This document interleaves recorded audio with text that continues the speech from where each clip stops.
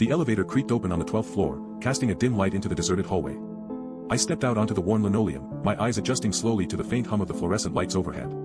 The sign above the door read Occupational Rehabilitation Unit in faded letters. Kaylin, one of the unit's counselors, nodded curtly as she passed me with a clipboard. Her eyes flicked up for an instant before returning to her notes. I followed her into the cramped conference room where 3 other residents were already seated around the table. The chairs seemed too small, their metal frames creaking when we shifted in our seats. The air was thick with the scent of stale coffee and disinfectant.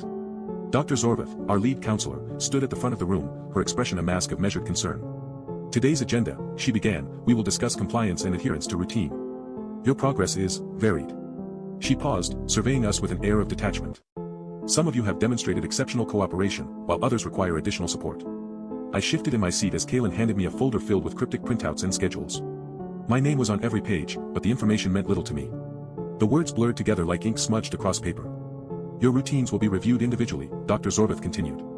We aim to optimize your rehabilitation experience.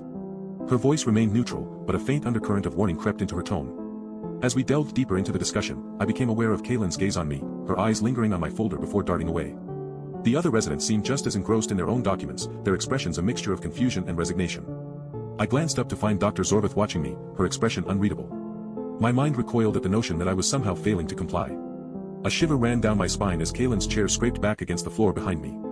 The meeting drew to a close with a flurry of notes and schedules being passed around the table. As we rose from our seats, Dr. Zorvath's words echoed in my mind, your progress is varied. Outside the conference room, the fluorescent light seemed to hum louder, casting an eerie glow on the deserted hallway. I trailed behind Kaylin as she led me back to her office. The air inside was stale and heavy with the scent of fresh paper. Your schedule for today, she said, handing me a revised folder filled with new printouts. Please review these changes carefully. Her eyes flicked up once more before returning to her notes. I took the folder, feeling a growing sense of disorientation as I stared at the unfamiliar documents. The words on the page seemed to shift and rearrange themselves, like a puzzle that refused to be solved.